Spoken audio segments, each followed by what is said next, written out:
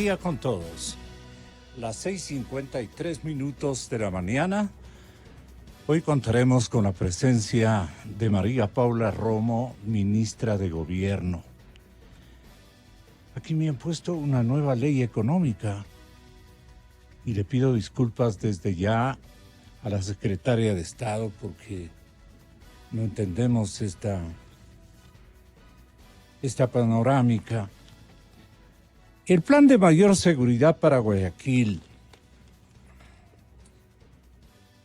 El Pleno de la Comisión de Fiscalización va a continuar con la sustanciación del pedido de juicio político en contra de María Paula, acusada de incumplimiento de funciones por parte de los asambleístas Lourdes Cuesta, independiente, Roberto Gómez, del Movimiento Creo, y Amapola Naranjo. El asambleísta de Creo, Roberto Gómez, expuso en su intervención una veintena de hechos en contra de la ministra de Gobierno.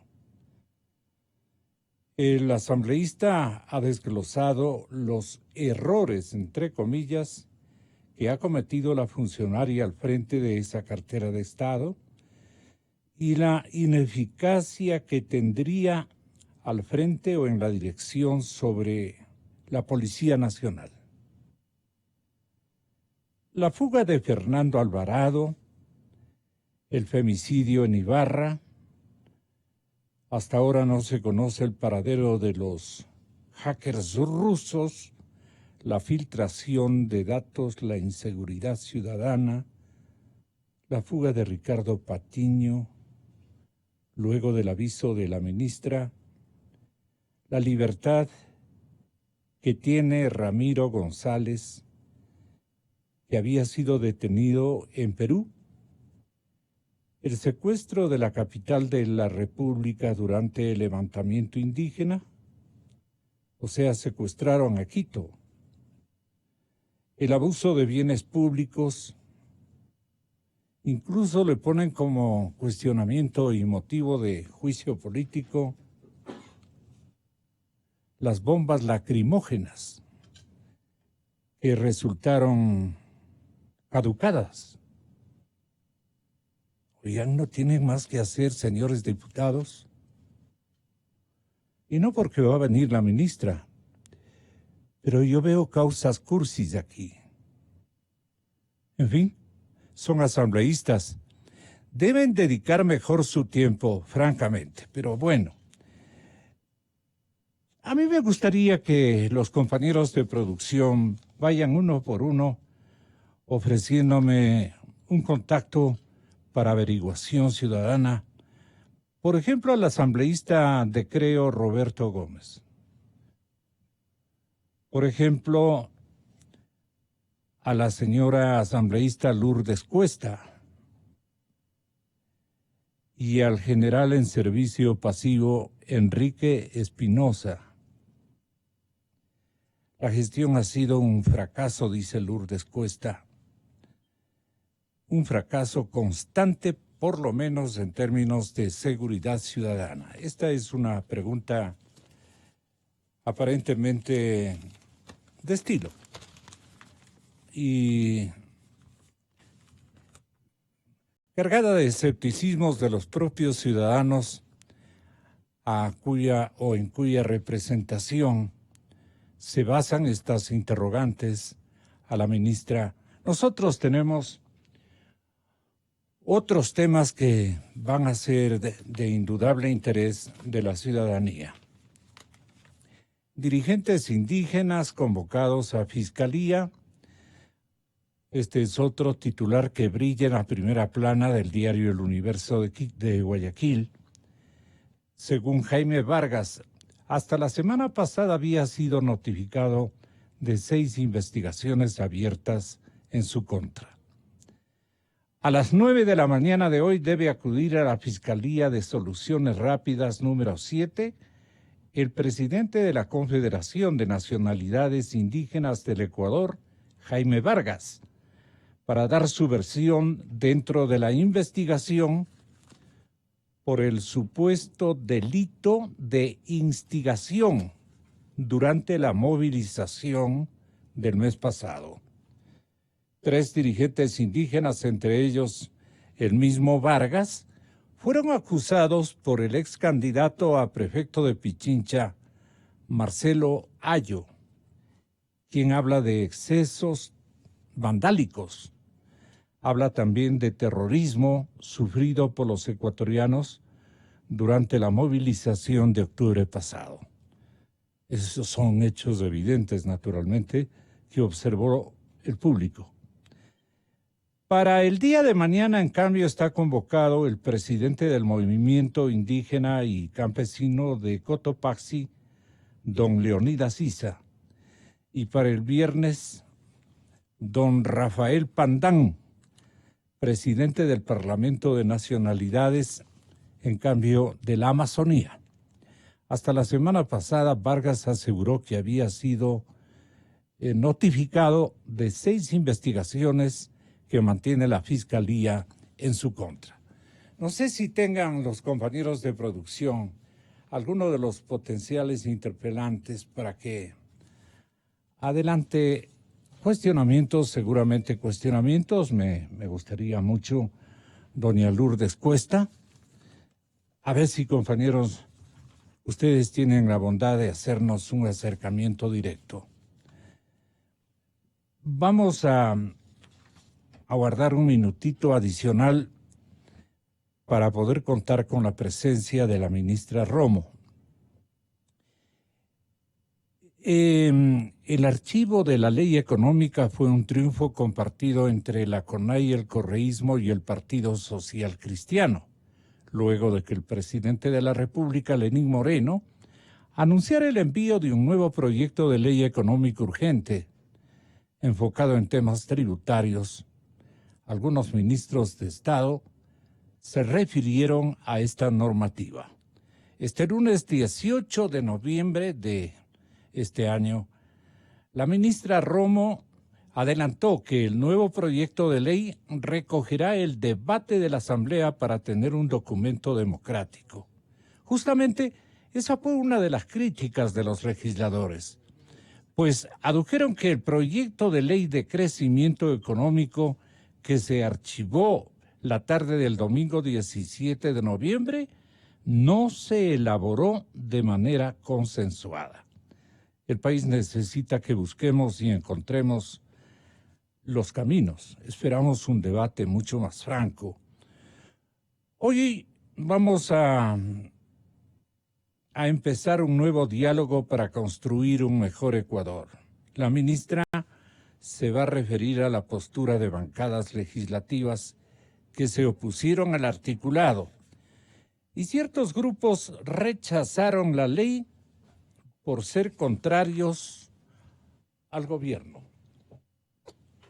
Ministra, bienvenida, muy buenos días. Buenos días. Hay complicaciones no solo en el tráfico, sino que el Ejecutivo no está bloqueado. Usted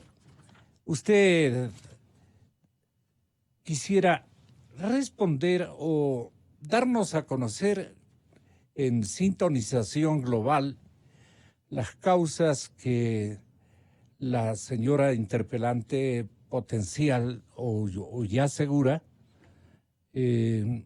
ha manifestado interés de hacerle algunas preguntas, reclamos y puntualizaciones sobre potenciales errores en el manejo de la cartera de gobierno.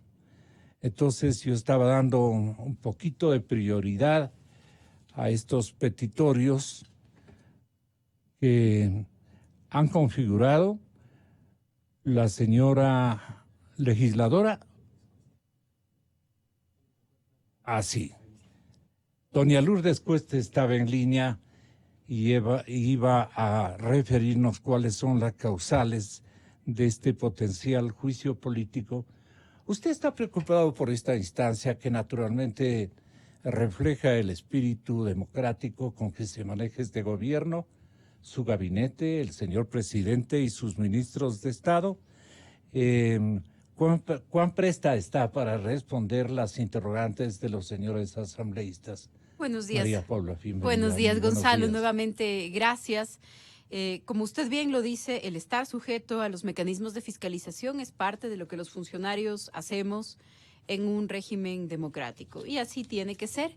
Yo he concurrido a la Asamblea Nacional en estos 14 meses que tengo más o menos de ser ministra, durante 26 ocasiones. En 26 ocasiones distintas he ido a la Asamblea Nacional.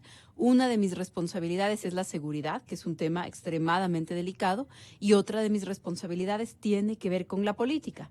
Yo comprendo entonces que eso me pone en una posición de alta exposición y estoy obligada a dar todas las respuestas del caso, evidentemente.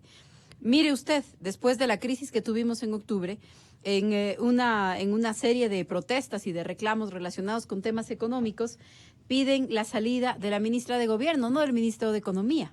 La lista que usted ha leído hace unos minutos, Gonzalo, y que yo escuchaba, no sé si la tiene por ahí, porque me gustaría dar respuesta a los temas, más que referirme a las personas, que es algo que yo evito al máximo, me gustaría dar respuesta a los temas. Pero usted había leído una larga lista, ¿no es cierto?, de temas que... Es una crónica que suscribe el compañero Ronnie Rodríguez García de la redacción del Diario Expreso de Guayaquil, y él recoge que el Pleno de la Comisión Ministra de Fiscalización ha continuado con la sustanciación del pedido de juicio político en su contra, acusándole de incumplimiento de funciones por parte de asambleístas como Roberto Gómez. Se le pedía a producción que nos ubique con estos caballeros y las gentiles señoras también que van a tener la oportunidad de ocupar un tiempo parlamentario que sería para otras temáticas de las que estamos todos los ciudadanos conscientes, que atraviesan por fallas que no responden precisamente a su Secretaría de Estado. Pero el asambleísta de Creo Roberto Gómez ha expuesto en su intervención una veintena de hechos en contra de la ministra de Gobierno. El asambleísta desglosó errores que usted ha cometido, la ineficacia que tendría en el manejo de la dirección, en la conducción de la Policía Nacional. Creo que le van también a interpelar por la fuga de Fernando Alvarado. ¿Me permite un minuto esa lista que he visto esta mañana en el periódico, Gonzalo? Y perdón la confianza, pero yo venía escuchando la lectura y decía, ahí solo falta que sea responsable del cambio climático y la desnutrición infantil, básicamente con la lista muy forzada que han planteado, pero...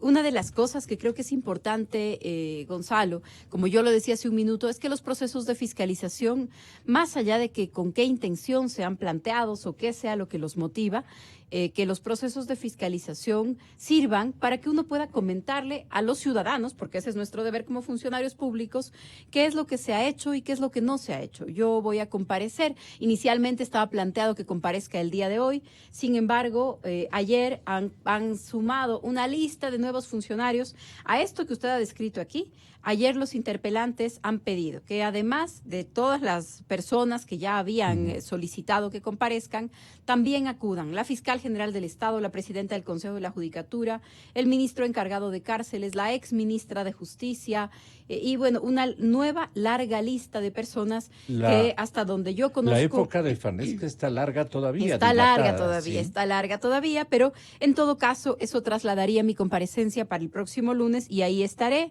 para que cada una de estas cosas no tenga ninguna duda. Pero como usted ve, va desde si es que las bombas lacrimógenas estaban o no estaban caducadas, si es que el Perú le concedió o no le concedió el refugio a Ramiro González, que aprovecho para comentarle que no le concedió el refugio a Ramiro González. El gobierno del Perú ha negado esa solicitud de Ramiro González, así que creo que este también es un tema importante, pero de todas maneras no tiene nada que ver con mis responsabilidades. Evidentemente, tampoco tiene que ver con mis responsabilidades lo que aquí ha señalado como la fuga de Ricardo Patiño. Yo no sé exactamente cuál es la profesión que tienen los interpelantes, pero, por ejemplo, Patiño nunca tuvo una prohibición de salir del país. Entonces, una persona que no tiene la prohibición de salir ¿Cómo del se país, va a fugar? ¿cómo se va a fugar? La conciencia. A él le dictaron una medida cautelar luego de que ya no se encontraba en el Ecuador. Entonces, bueno, todas estas cosas que, por cierto, le comento, Gonzalo, ninguna de estas consta en el juicio. Todas las que enlistó el señor asambleísta el día de ayer, ninguna está escrita en el juicio. Es decir, cada mañana se siguen agregando, cada comparecencia se siguen agregando unos nuevos temas. En todo caso, yo estaré la próxima semana en la comisión para poder aclarar cualquier duda, desvirtuar cualquier duda y seguir haciendo mi trabajo. Creo que ese es el objetivo y lo importante es no distraernos de eso. Usted también comentaba, y perdón porque venía con dos cosas en mente. La primera, esa lista que usted leyó de la nota del Expreso, que había revisado también ya temprano en la mañana, pero usted comentaba también la comparecencia de algunos dirigentes indígenas en procesos judiciales. Y hay un tema, hoy creo que lo recoge La Hora, no estoy segura, he pedido ya que me traigan mis datos también, para mostrar cómo el tema de la discusión que hay ahora mismo sobre cuáles son los límites que debe poner el Estado y el derecho supera a las personas. No es un problema de los líderes indígenas. Y permítame, le cuento esta historia a Gonzalo.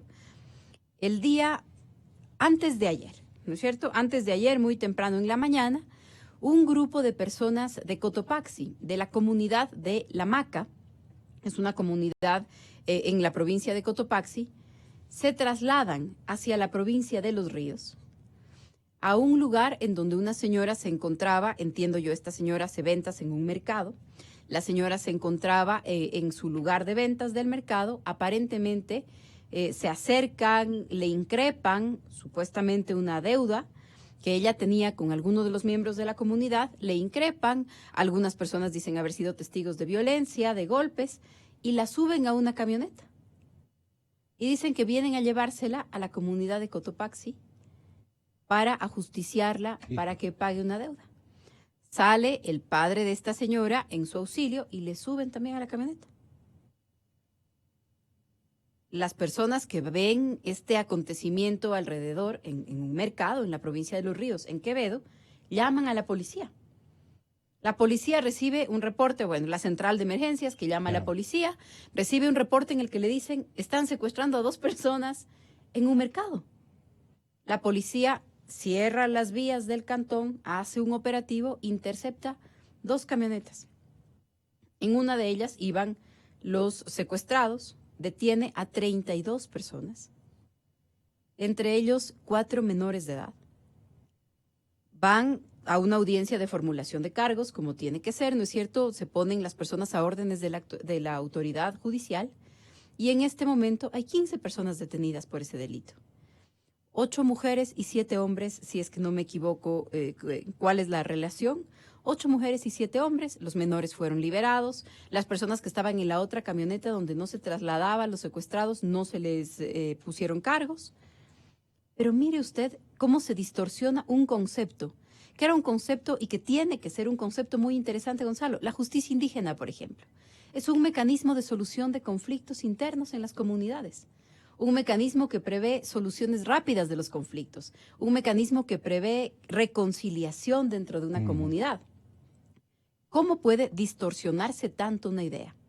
Para que 32 personas se movilicen a otra provincia. En un esquema de justicia propia. Exactamente.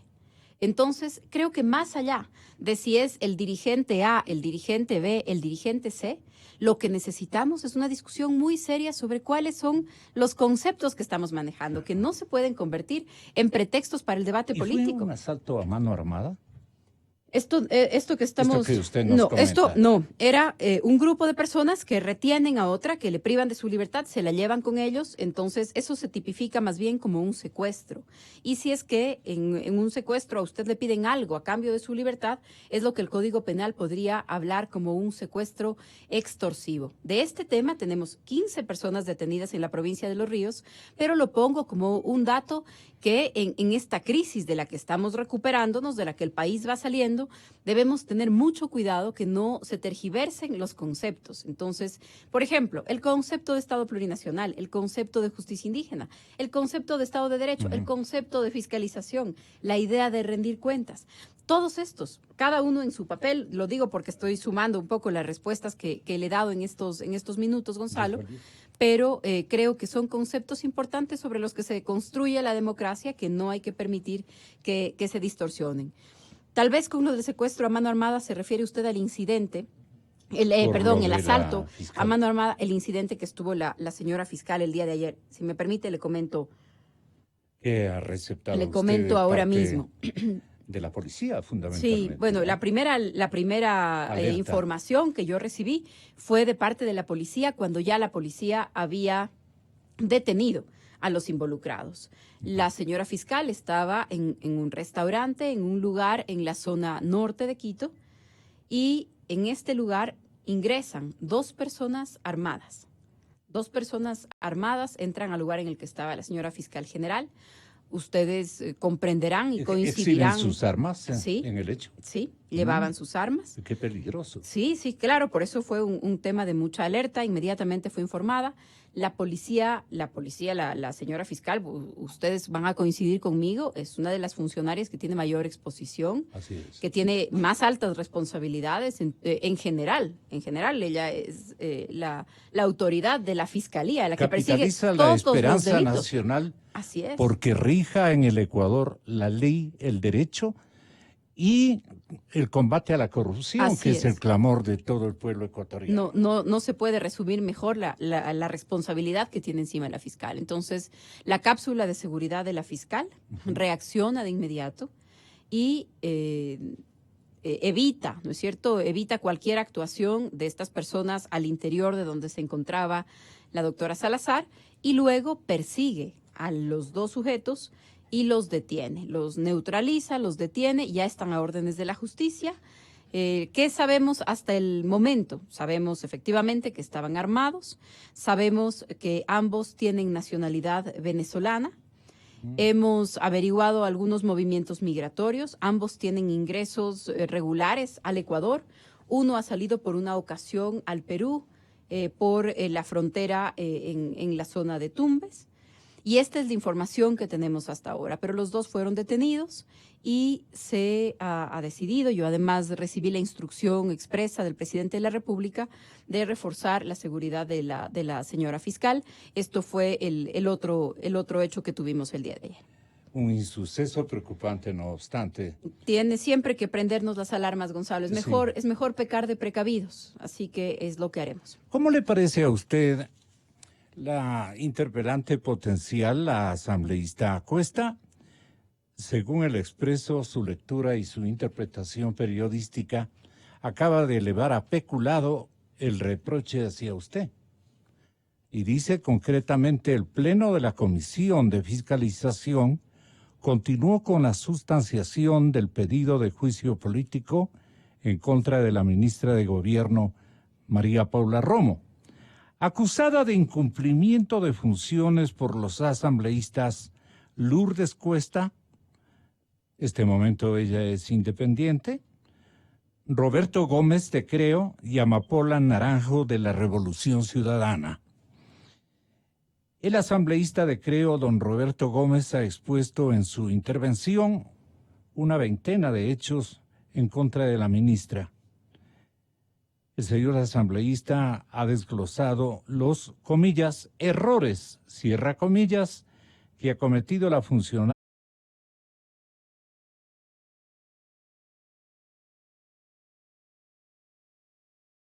dirección que tiene, conducción que tiene sobre la Policía Nacional. También ha incluido la fuga de Fernando Alvarado, el femicidio de Ibarra, no se conoce el paradero de los hackers rusos, la filtración de datos, la inseguridad ciudadana. Y dice nuevamente la fuga de Ricardo Patiño luego del aviso de la ministra, la libertad que tiene Ramiro González, que había sido detenido en Perú, el secuestro de la capital de la República durante el levantamiento indígena, el abuso de bienes públicos, las bombas lacrimógenas caducadas, los 3 ataques a la Contraloría durante el paro, la crisis carcelaria, las 6 bombas en la Universidad de Guayaquil, entre otros, son los cuestionamientos que la asambleísta Lourdes, a mí me parece que esto refiere a Gómez, que ha planteado ante la comisión. Roberto Gómez, sí. El legislador concluyó que el perjuicio no solo es económico, sino también de la pérdida de vidas humanas, y alegado que no se ha tomado las acciones correspondientes para precautelar la seguridad ciudadana, inclusive en el escenario limeño. ¿Creen que usted puede incidir? Imagínese usted. Con el exprefecto Ramiro González. Lourdes Cuesta, en cambio, dice las acusaciones por la crisis carcelaria. Hablemos de ese tema. Sí, claro que sí, Gonzalo. Como le decía hace un momento, el dar cuentas, el someterse a cualquier mecanismo de fiscalización es parte normal de los procesos democráticos y yo así lo haré. Y una de las cosas que he explicado varias veces es que existe un organismo, existe una institución con rango de ministerio, es la Secretaría Nacional de Atención Integral a Personas Privadas de Libertad. Este organismo es el encargado del tema de las cárceles. También existe un organismo de seguridad encargado del tema de las cárceles. Se encuentra además regulado en el COESCOP, el Código Orgánico de Entidades de Seguridad Pública. Este COESCOP habla de ¿qué fuerza? Los guías penitenciarios. Entonces, los guías penitenciarios son los encargados primarios, los principales responsables de la seguridad en las cárceles, y la Secretaría Nacional de Atención Integral, la SNAI por sus siglas, es el ministerio que corresponde. El Ministerio de Gobierno, si no me equivoco con la fecha, lo presentaré el día lunes, hace más o menos 30 años dejó de ser responsable de las cárceles. Luego las cárceles pasaron a estar dirigidas por un comité plural, un directorio en donde encabezaba la Fiscalía General del Estado. Sí. Después pasaron al Ministerio de Justicia y en este gobierno el Ministerio de Justicia se separó en una secretaría solo para derechos humanos y en una secretaría solo para cárceles. Igual hay un directorio interinstitucional que tiene salud, que tiene educación, que tiene una serie de otros ministerios, que está presidido por un delegado del presidente de la República, y el Ministerio de Gobierno no hace parte ni de este directorio, Gonzalo. ¿Qué hace la Policía Nacional? Y eso es lo que entiendo algunos de los argumentos esgrimen. ¿Qué hace la Policía Nacional? Apoya en el tema de seguridad. El único asunto en el que hay una indicación exacta sobre el tema de la policía es para apoyar en el traslado de personas privadas de libertad, apoyar en el traslado, en la movilización, y también lo que la Policía Nacional ha hecho es, frente a una crisis muy grave, apoyar dentro de las cárceles. Hemos entrado a las cárceles, hemos reforzado los temas de los pabellones de alta seguridad, hemos reforzado el tema de inteligencia penitenciaria, precisamente para entender mejor, para tener más información sobre cómo funcionan las bandas dentro de las cárceles, porque muchas veces, no muchas veces, yo me atrevo a decir que en todos los casos en donde tenemos muertes direccionadas, hay alguna relación con algo que está pasando dentro de las cárceles. Cuando hay esta especie de asesinatos selectivos, cuando tenemos una guerra entre bandas, una guerra entre carteles, hay una relación entre lo que pasa dentro y fuera de las cárceles. Por eso para la policía es importante tener más información, pero eso no hace parte de mis funciones específicas. Los asambleístas se han referido a que en el decreto de emergencia el presidente de la República dice: encárguese de la aplicación de este decreto al Servicio de Personas Privadas de Libertad, al Ministerio de Defensa, al que se le dio la tarea específica también de la seguridad de los perímetros, al Ministerio del Interior en ese momento, al Ministerio de Finanzas inclusive. Y claro, una de las personas de la Asamblea Nacional que estuvo presente ayer me decía, si este fuera un juicio político por el tema de las cárceles, sería a los ministerios encargados de las cárceles. Yeah. Este es un juicio político, más político que nunca, ¿no es cierto? Más político que juicio. Y creo que hay una buena selección de todos los temas que con razón o sin razón pudieran atribuirse al ministerio que está a mi cargo. Pero insisto, Estaré ahí para poder responder y desvanecer cada una de las acusaciones, que es lo que me corresponde, como funcionario. Nos gustaría que tenga la bondad de elaborar un contenido de fortaleza para analizar con la gente, con el público, con la respetable ciudadanía ecuatoriana, los rigores que se han establecido para un tema que está agitando de nuevo y, digamos, desorbitando las facultades suyas, entreverando con facultades de otros ministerios y falencias que no se ven precisadas en sus obligaciones. Es una suma de cuestiones. Por ejemplo, en el caso del tratamiento indígena de estos tiempos, me parece importante y yo por eso tuve que apelar al criterio y al recordatorio del exministro, un antecesor suyo, del exministro de Gobierno de los inicios de los años 90, el señor licenciado Andrés Vallejo. Y yo le dije, es verdad que ustedes, en un momento álgido en el primer levantamiento indígena, dejaron flotando en la conciencia y en las mentes de los herederos de esos actores, que hasta ahora reclaman facultades para disponer, ejercitar episodios de justicia, de propiedad casi, de propiedad y de pertenencia jurídica o constitucional en sus áreas territoriales, en sus divisiones donde residen. Y entonces el señor ministro de Gobierno, le dije yo, don Andrés Vallejo, ustedes han dejado sueltos la perspectiva y la creencia en los sectores indígenas herederos de que lo que se hizo en los 90 es dejarles a los indígenas con facultades para improvisar acciones que pertenecen al Estado ecuatoriano y no precisamente a las costumbres, a la tradición, a la propia justicia que usted destacaba, e incluso anotándole como un elemento fundamental en la organización miscelánea o dual a los que ellos se rigen. Pero el Estado sigue siendo Estado. Ustedes han dejado flotando la idea en los indígenas de que ellos son los dueños de la justicia, los administradores de un montón de cosas dentro de sus jurisdicciones comunitarias. Y esto fue lo que nos respondió Andrés Vallejo.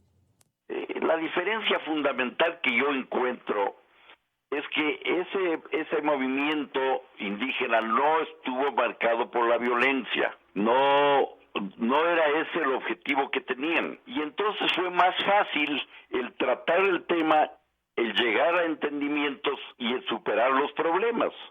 Ahora, esos dirigentes indígenas, vale la pena decirlo, eran dirigentes auténticos, con ningún otro interés que la defensa del movimiento indígena. Me parece que eso no sucede ahora, me parece que hay una serie de circunstancias de todo tipo. Esos dirigentes indígenas no eran ni políticos, ni empresarios, ni estaban en relación con determinado tipo de partidos y movimientos políticos que ahora indudablemente estuvieron en la última movilización.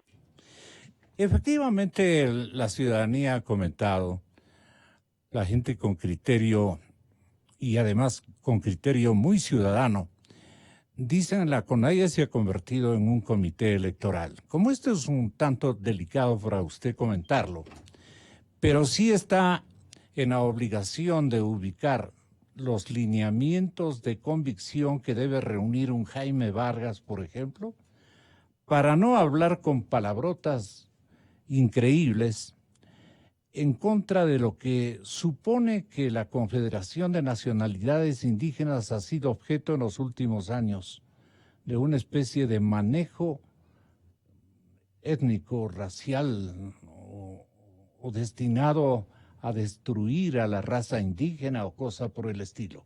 ¿Cuáles son las obligaciones de la CONAIE y las facultades que tiene la CONAIE para que quede perfectamente enterado el candidato a la presidencia de la República? Tenga la bondad, ministra. Gonzalo, y si me permite, sobre todo referirme a cuáles son las obligaciones que tiene el Estado, porque creo que también hay algo importante y tenemos que hacer la diferencia. Se cometen muchas veces graves errores o se cometen graves faltas a nombre de buenas ideas. Tenemos que ser capaces de separar esos errores o esas faltas para no echar abajo las buenas ideas, para no contaminar las buenas ideas. ¿A qué me refiero? Para ser más clara, la crítica, la oposición, la protesta, la disidencia, son todas características de una democracia. Y no debemos decir, está mal criticar al gobierno. No, es parte de lo que cualquier persona puede hacer. Cualquier persona puede hacerlo y eso es un ejercicio democrático.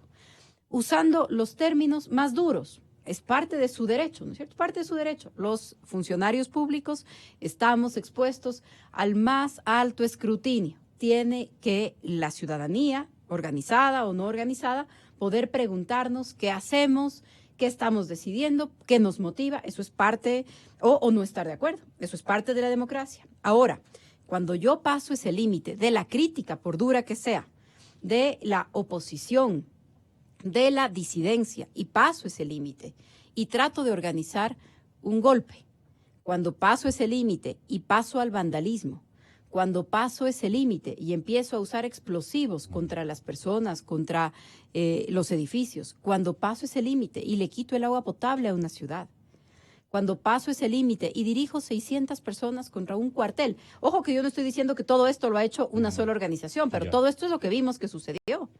Cuando paso este límite y ataco ambulancias, es decir, a ver, pongamos claro, atacar ambulancias es un delito, es vandalismo, es atacar con explosivos, o sea, hay una serie de otras cosas. Un saqueo. Atentados. Un saqueo es un delito, no es una protesta social. Entonces, separemos esas cosas para rescatar las buenas ideas, Gonzalo.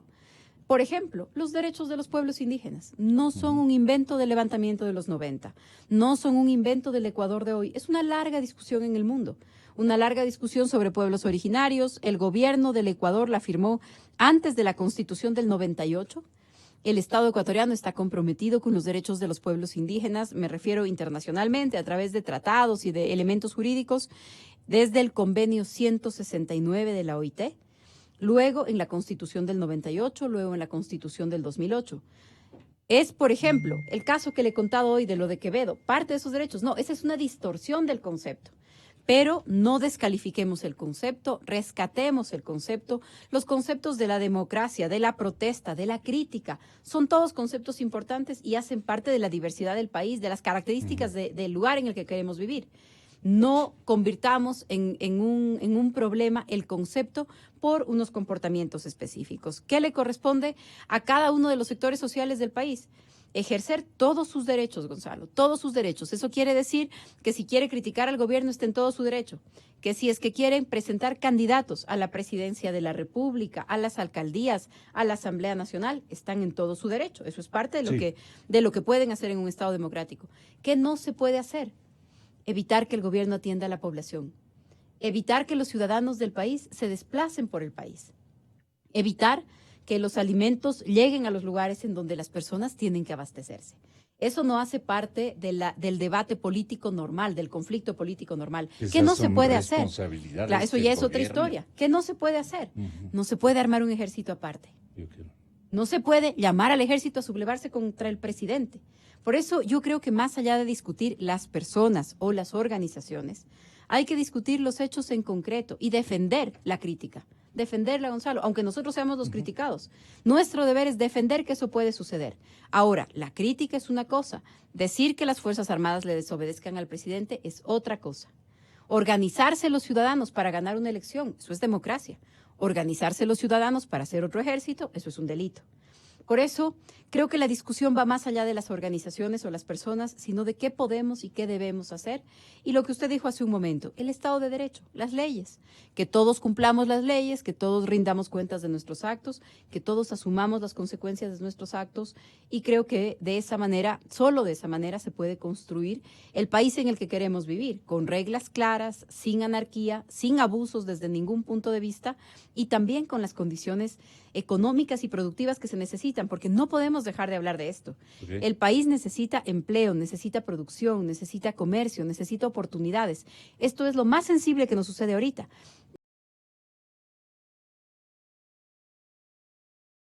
En la falta de reglas, en el desorden. Pero ahí, y debemos aceptar, el aparecimiento de un formato de rebelión producto de las inequidades que los gobiernos democráticos no han logrado solucionar. Las deudas que tenemos todos los sectores ciudadanos con el pueblo huérfano de apoyo, sin trabajo, gente que se muere del hambre, ciertamente, injusticia con sus hijos, con los hijos de esa ciudadanía de clase media, media baja y popular en las grandes urbes, han hecho que funcione un formato diseñado claramente en la nación venezolana por estos maduros que la gobiernan a fuerza de su poder económico y de su anexión a prácticas narcoterroristas.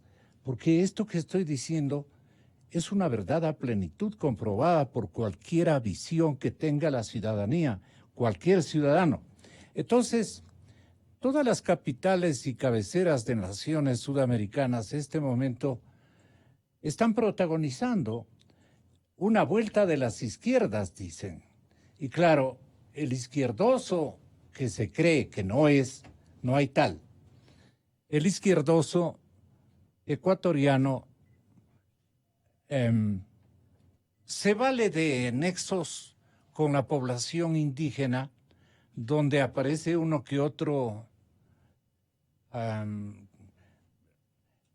candidato que después manifiesta su interés nada más que y ni nada menos que por la presidencia de la República, se conecta con ellos y trata de apabullar a la tarea policial.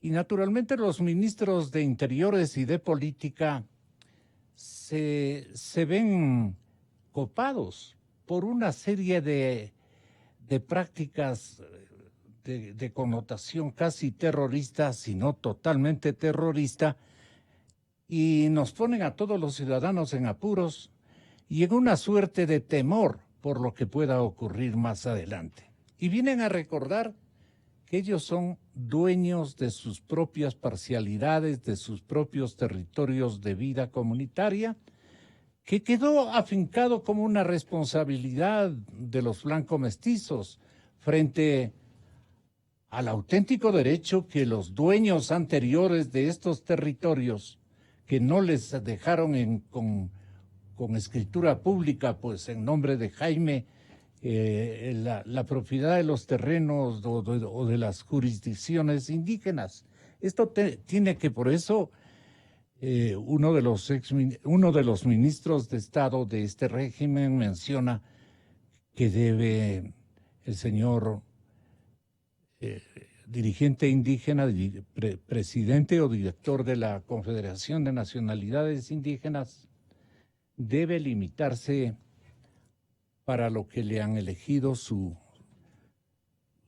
líder y no introducirse en circunstancias de convalidación de lo que ellos han aspirado desde siempre, retornar a sus prácticas de otra índole que ya quedaron superadas por hechos históricos irreversibles. Esto, ¿cómo le puede hacer entender a la América Latina gobiernos que están en deuda por la carga de injusticia, inequidad, pobreza y desempleo que predominan en estas naciones? Se aprovechan los otros con semejante dinero que genera un cartel como el de los soles, alcanza para cubrir y apoyar otros circuitos de las izquierdas en el resto de naciones. Y este momento dicen, peligra la estabilidad regional democrática, desde luego, y tienen que los señores presidentes y ministros de estos países reunirse y definir una sólida política que usted buscará alentarla con algunas sugerencias que de su práctica de conducción de la política interior del Ecuador usted pueda generar en función de todo lo que está ocurriendo en la región. En la región estamos frente a una casi condena de que va a ser un territorio de sublevación permanente, especialmente desde el lado urbano. Usted trae, Gonzalo, a la mesa de discusión un nuevo elemento, el elemento regional, porque el problema efectivamente no es un problema solamente en las fronteras del Ecuador. Aquí hay un tema regional, lo hemos visto, no está en nuestra imaginación. Colombia, Chile, Bolivia, estamos viendo lo que pasa en Venezuela, cada uno con diferentes características, pero es importante entender qué está pasando o hacer el mejor esfuerzo para entender qué está pasando. Y de nuevo, permítame regresar a la misma línea en la que creo que debemos estar en un momento que nos exige a todos prudencia y firmeza. Separar las cosas, así como hace un momento he dicho, separar los conceptos de los actos, separar lo que se debe promover, lo que se debe defender, de lo que se debe condenar por cruzar el límite de lo legal. En el caso de lo regional también creo que hay que separar. Hay que separar lo que está pasando con la brisa bolivariana, de la que habló, ¿no es cierto?, el señor Diosdado Cabello, de la que ha hablado el régimen venezolano. Separar el intento violento de la brisa bolivariana de caotizar la región, de sacar el conflicto de Venezuela, que lo han hecho muy bien. Mire, ahorita ¿qué países están en problemas? Resulta ya no está en problemas Venezuela, que está en problemas Bolivia, que está Colombia, que está Chile, que está Ecuador. Entonces ahí hay una estrategia, ahí hay un tema, pero separar la brisa bolivariana, para llamarlo de alguna manera, de un descontento con la realidad, que también se refleja en muchos países de la región. Creo que es muy importante hacer este ejercicio, porque en el descontento con la realidad, en el descontento con las cosas como las que usted ha hablado, el tema de la injusticia, el tema de la pobreza, el tema de la inequidad, hay unos elementos que los gobiernos debemos atender desde el punto de vista de la política pública, de atender a la población, de atender a los más necesitados, de ampliar las oportunidades, de revertir esta situación. Son morosidades de los gobiernos. Ahora me quiero referir a eso. Sí. Y en cambio, la brisa bolivariana. bolivariana. Maduro, para que complementemos el pensamiento. Claro que sí. Estamos cumpliendo el plan, Foro de Sao Paulo. El plan va como lo hicimos. Va perfecto el plan. Ustedes me entienden. Foro de Sao Paulo, el plan va en pleno desarrollo. Victorioso. Vamos mejor de lo que pensábamos. Mucho mejor de lo que pensábamos. Al comando en la área ecuatoriana está el expresidente Correa. Agrego como una interrogante para que en el ejercicio de un análisis usted tenga la bondad de contemplarlo. Sí, Gonzalo, así es. Permítame otra vez desarrollar la idea general y luego le respondo, pero efectivamente Correa y su círculo afín, su sector político, está detrás delante, a los lados, pero tiene sus huellas en esta parte, en esta dimensión. Digo yo, lo importante de separar la brisa bolivariana del descontento social. Tratar de entender el descontento social. Tenemos una región, un continente entero en donde la economía está en contracción. Luego de un momento de bonanza, el precio de los commodities, de muchísimo dinero, de un endeudamiento muy agresivo, sobre todo con China, que estaba consumiendo productos de este continente, que estaba comprando, que estaba prestando. Hoy tenemos entonces en el escenario global y en el escenario continental una economía que empieza a contraerse. No es una característica solamente del Ecuador, es una economía que se contrae en todos los países, en todas las regiones, ¿no es cierto? Países que no todos tienen la capacidad para responder con políticas contracíclicas, porque no todos tienen una reserva, un manejo de la economía que permita responder a eso, sino que en el momento de bonanza... Técnicamente solvente, ¿no? En el momento de bonanza no solamente se gastaron o nos gastamos como Ecuador todo lo que entró, sino que nos gastamos más. nos endeudamos más, nos endeudamos con mayor agresividad. Esto pinta un escenario en la economía. Gonzalo, hay millones de nuevas personas en nuestros países y no me refiero solamente al crecimiento normal, natural de los países, sino a los millones de expulsados del régimen de Maduro. Eso pone una presión sobre el mercado laboral. Porque si ya tenemos un crecimiento normal de la población, porque hay jóvenes que salen del colegio a buscar trabajo, jóvenes que salen de la universidad a buscar trabajo, tenemos ya esa presión, ¿no es cierto?, de personas buscando, demandando nuevas fuentes de empleo. Súmele a eso, en el Ecuador, 500,000 personas más buscando empleo. 500,000 ciudadanos solo venezolanos buscando en dónde trabajar. Tal vez no serán los 500,000 porque ahí hay niños, pero digamos, cientos de miles de personas.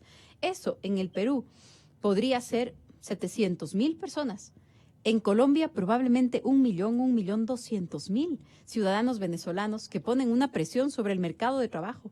Y eso, una presión sobre la economía. Y eso, una insatisfacción mayor en la gente. Otro dato que yo creo que es muy importante, Gonzalo, también, es cuál es la generación que está interpelando a los gobiernos. Pero en todos los casos también estamos viendo jóvenes hablando de las universidades, jóvenes hablando de la educación. América Latina, en la década anterior, por todas estas características, se convirtió en un continente que por primera vez era mayoritariamente clase media. Pasó de ser un continente siempre mayoritariamente pobre a un continente en donde se desarrolló la clase media.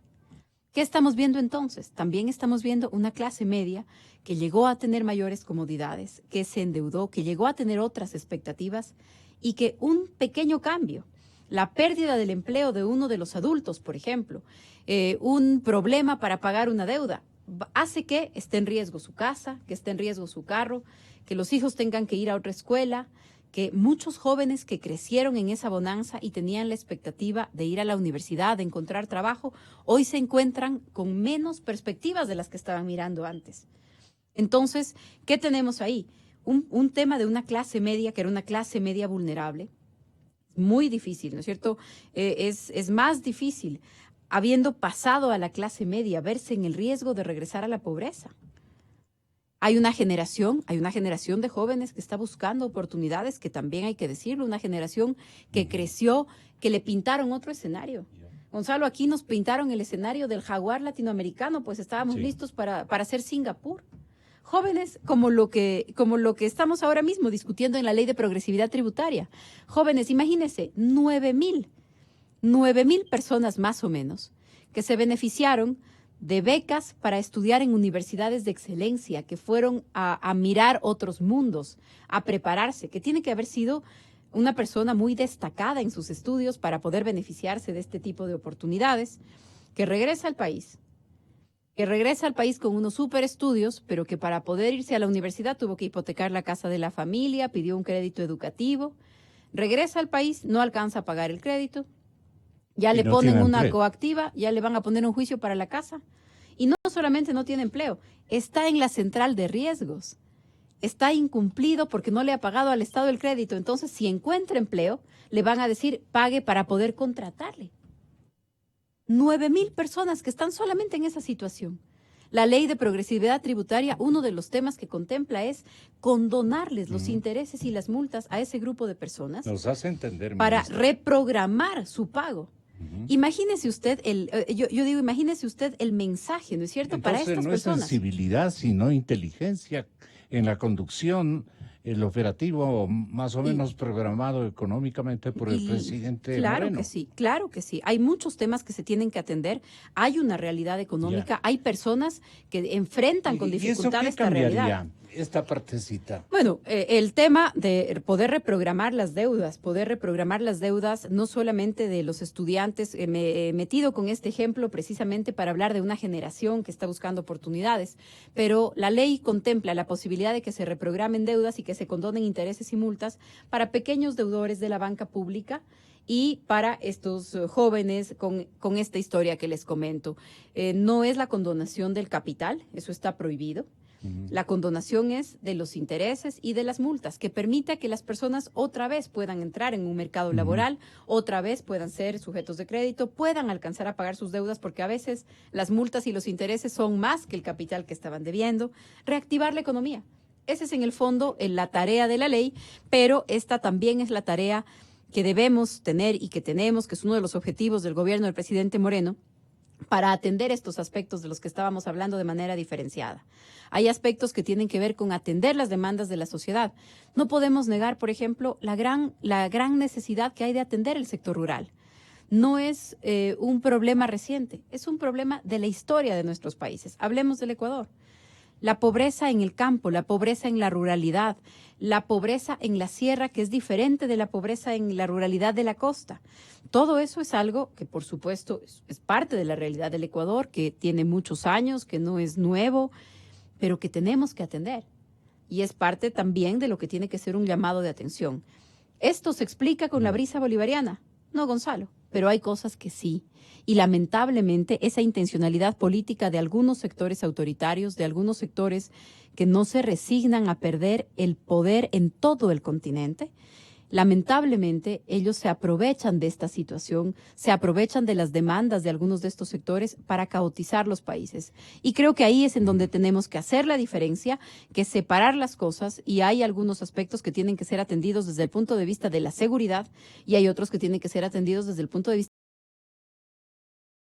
¿Y usted ha ideado algún aliciente, aunque no es dentro de su Secretaría de Estado, una misión específica de su parte, pero usted tiene que coger ideas que concreten, ministra, una estabilidad emocional en los actores que este momento se muestran preocupados?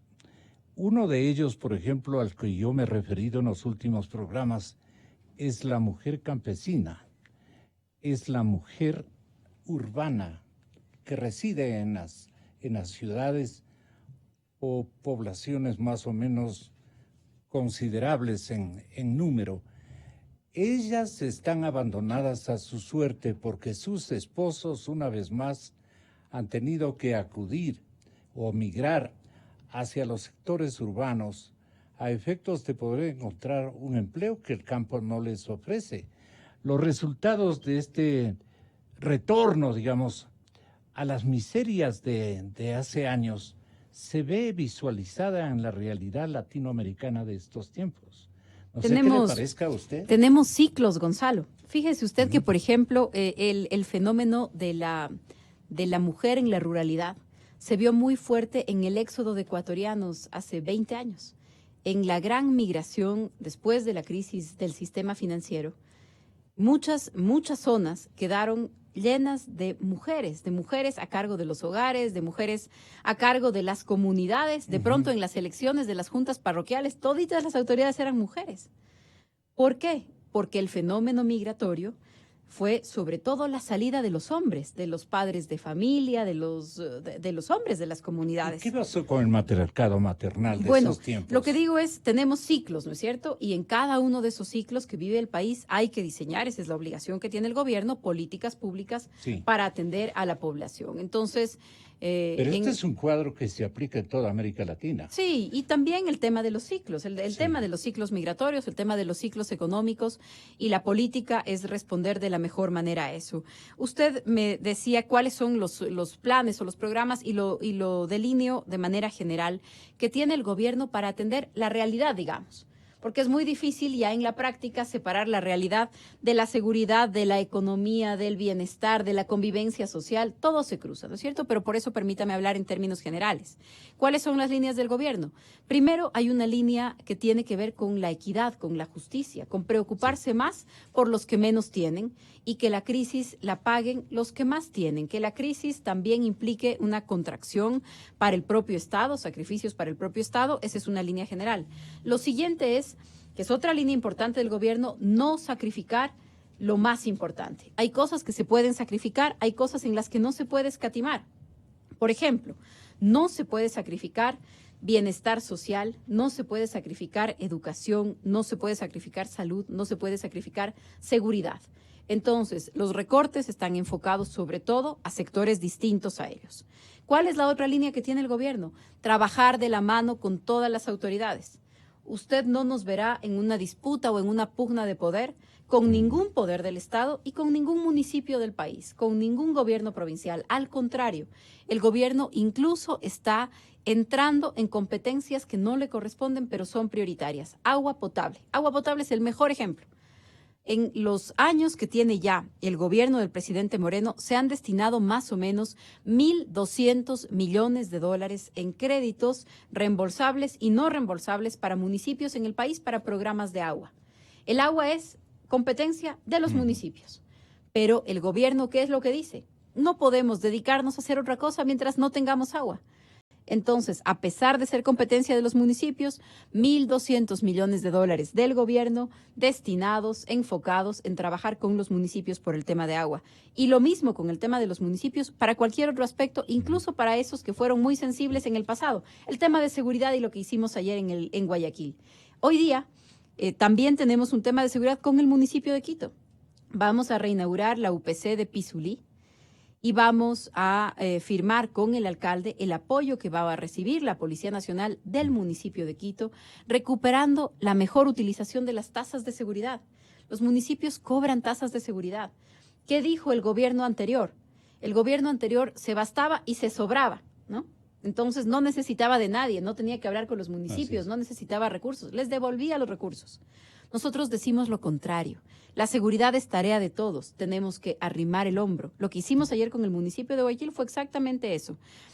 ¿Cómo colabora el municipio de Guayaquil? ¿Cómo colabora la policía? ¿Cómo hacemos para ir en un trabajo conjunto? A mí me daba mucho gusto ver, por ejemplo, y publicaban algunas cosas en redes sociales, los policías y los metropolitanos, los agentes municipales de Guayaquil.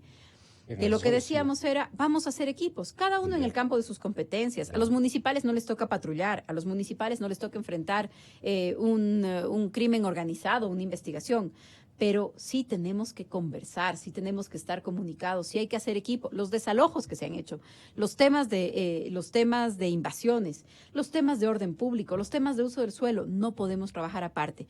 Con Quito estamos trabajando también. El multilateralismo de acción de las policías, tanto nacionales como distritales y locales, sumado a un ejercicio que han, por hacer nombre, por hacer imagen electoral y política, los líderes de las jurisdicciones indigenistas o campesinas también buscan hacer su papel, brillar de alguna manera ante estos conglomerados, escépticos de lo que no hace el gobierno central y las instituciones más arraigadas.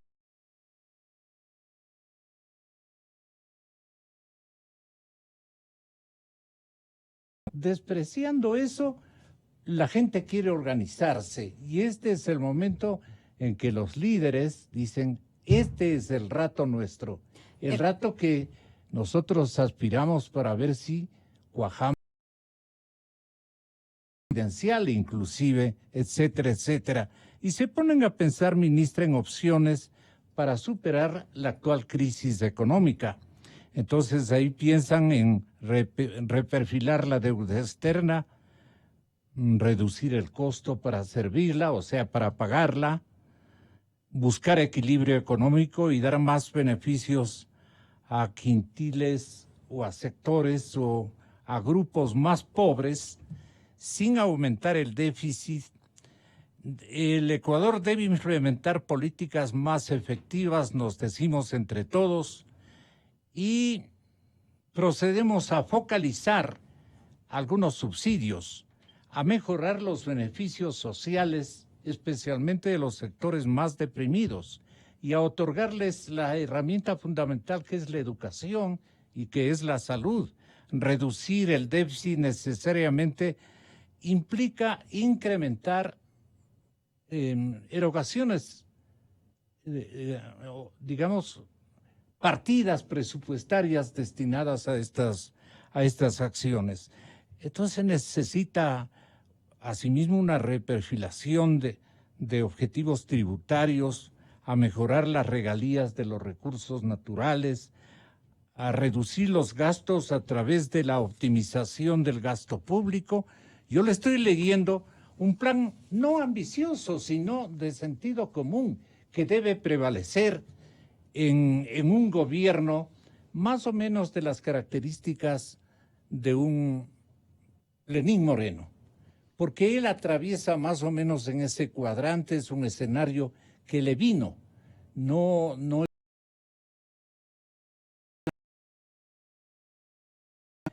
pero organizando los elementos con un buen gabinete ministerial, el presidente Moreno nos legaría un marco de estabilidad económica y de progreso social abundante. ¿Cómo le piensa usted ayudar? Porque yo le he hecho una investigación ahora de candidata a la presidencia de la República y veo que tengo que ponerle interesantes notas, ministra. Gonzalo, permítame retomar estas observaciones que usted ha hecho tal vez desde el principio. Al comentar el tema del trabajo en equipo, de la cooperación, usted se refirió a la policía, a las policías. Yeah. Creo que esto es muy importante. En el Ecuador hay una sola policía. Hay agentes del orden, hay agentes metropolitanos, hay agentes municipales, pero hay una sola policía, así como hay un solo ejército. Esto debemos tener claro para no crear confusiones sobre las características unitarias del Estado ecuatoriano, ni desde el punto de vista de organizaciones, ni desde el punto de vista de municipios. Y la Policía Nacional tiene que colaborar con las otras entidades del orden porque la seguridad no es solo policial. Pero sí quería dejar este tema muy claro porque no hay policías en plural, hay una policía. El resto de agentes son agentes del orden, son agentes de tránsito, son inspectores, son bomberos, es orden público, pero la policía es una sola entidad y esto es muy importante también decirlo. Ahora, con esta introducción, usted se refería ya a la realidad y a algunos programas económicos que se plantean en esta discusión. Bien lo ha dicho usted, ¿cuáles son las características del gobierno del presidente Moreno y qué se ha planteado legarle al país? ¿De qué quisiera el gobierno del presidente Moreno preciarse en el futuro? Yeah. De dos cosas, de haber cuidado la dolarización y la democracia. Claro. La dolarización y la democracia. Defender ambas cosas es muy importante. ¿Por qué? Precisamente para lograr el objetivo de proteger a los más pobres. Sin democracia, sin estabilidad política, sin estabilidad económica, de nuevo los más sacrificados son los sectores que más necesitan, son los sectores menos protegidos. Entonces, yo creo que esa protección a los que más necesitan, la defensa de la dolarización, la defensa de la democracia, son como los tres grandes objetivos. Y para eso hay algo muy importante con lo que se discuten todos los programas o las ideas que a veces recibimos. El principio de realidad, Gonzalo. Yo creo que ese principio es básico. Hace algunos días yo escuchaba a un vocero crítico con el gobierno, pero que decía que espera el gobierno para renegociar las deudas. El gobierno debe renegociar a 50 años y un punto de crédito, 1% de tasa de interés. Es sabio. Yo, claro, decía, ¿en dónde se puede eso? ¿En dónde se puede eso? Y le juro que renegociamos mañana, ¿no es cierto? Claro. ¿Quién renegocia a 50 años al 1% de interés? Que nos avisen y enseguida lo vamos a hacer. Pero hay algunos planteamientos, Gonzalo, que tampoco son reales, que no son realistas.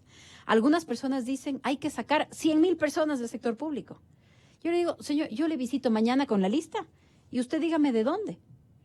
Porque no creo que nadie diga, saque médicos, o saque profesores, o saque policías. Entonces, el gobierno, por supuesto, en Pero un sí marco pueden de hacer austeridad, otras cosas, y lo estamos haciendo, Gonzalo. A usted también lo voy a visitar con la misma lista para que vea Desde luego. en dónde hemos hecho todos los recortes. El gobierno ha recortado en más de 20,000 personas el sector público, precisamente en tareas administrativas, no en servicios. El gobierno ha recortado los gastos, ha hecho 2 bajas de salario. Pero ¿de quiénes? no Del contra jerárquico nuestros superior. jubilados, ¿no? No, para nada. El Pero gobierno, están haciéndolo. no, para nada. El gobierno, Gonzalo, Entonces, el nunca íntimo se ha del atrasado. señor presidente tiene que ser reclamado. No sé quién es el íntimo del señor presidente, pero...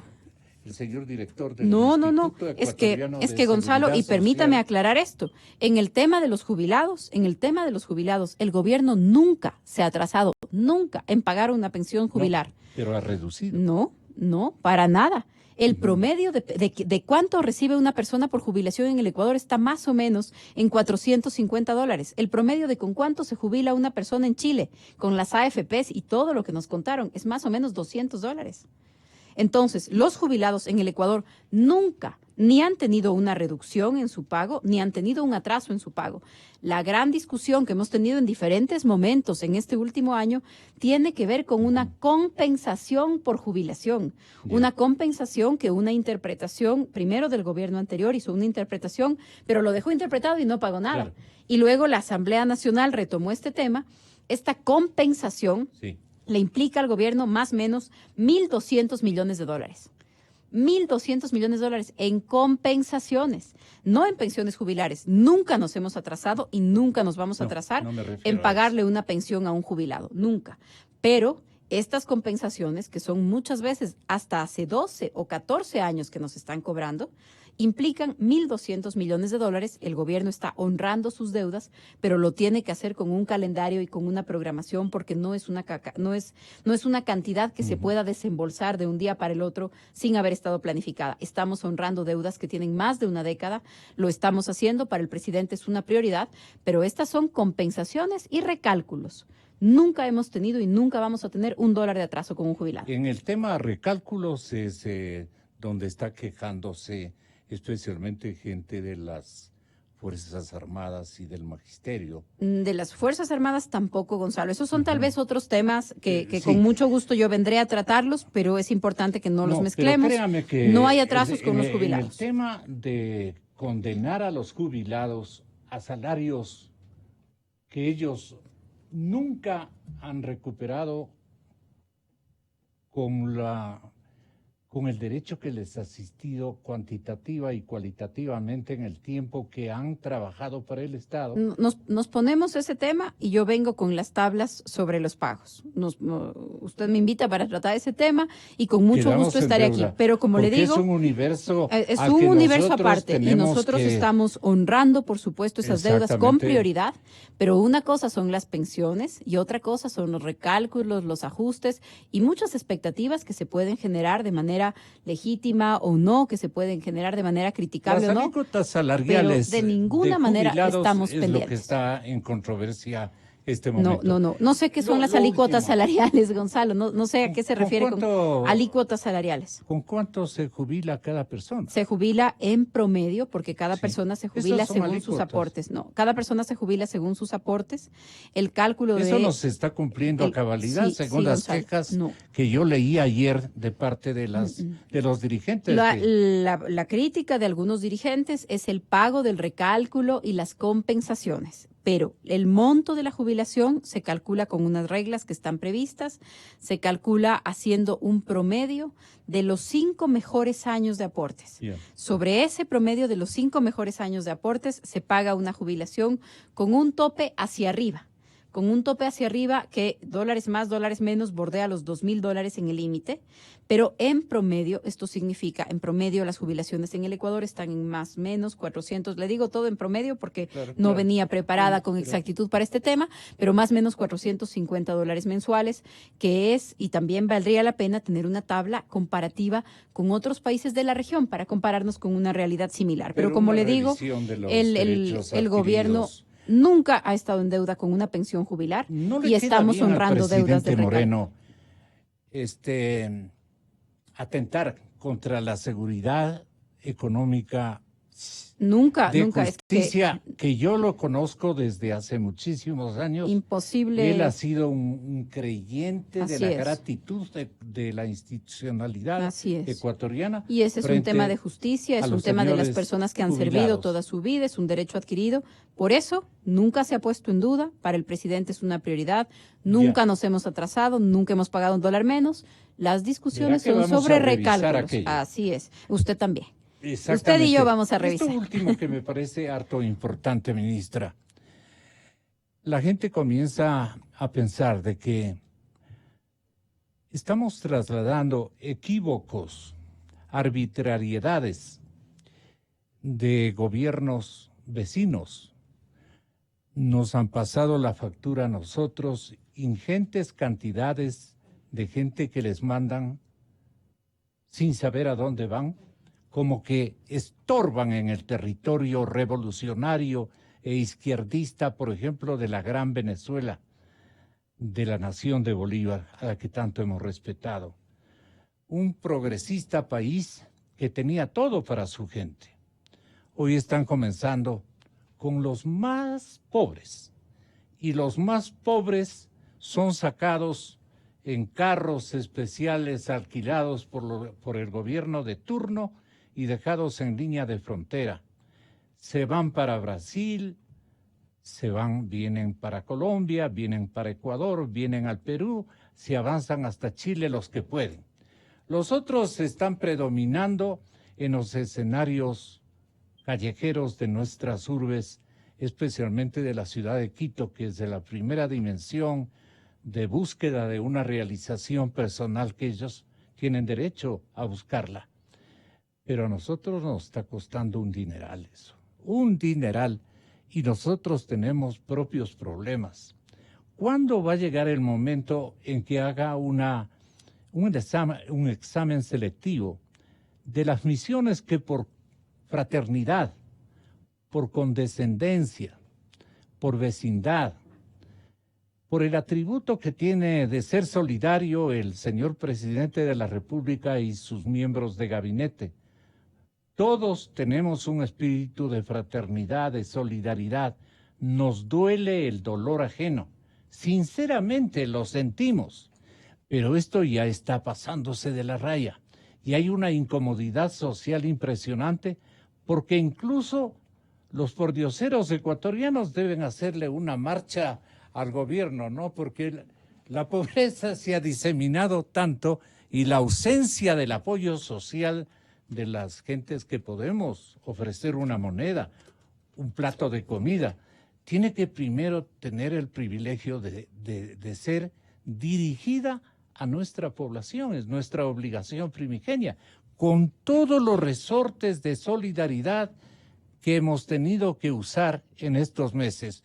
Los causantes de la tragedia de esos grupos sociales están felices y están apoyando más bien a la desestabilización de los gobiernos que en este momento tienen que elevar quejas.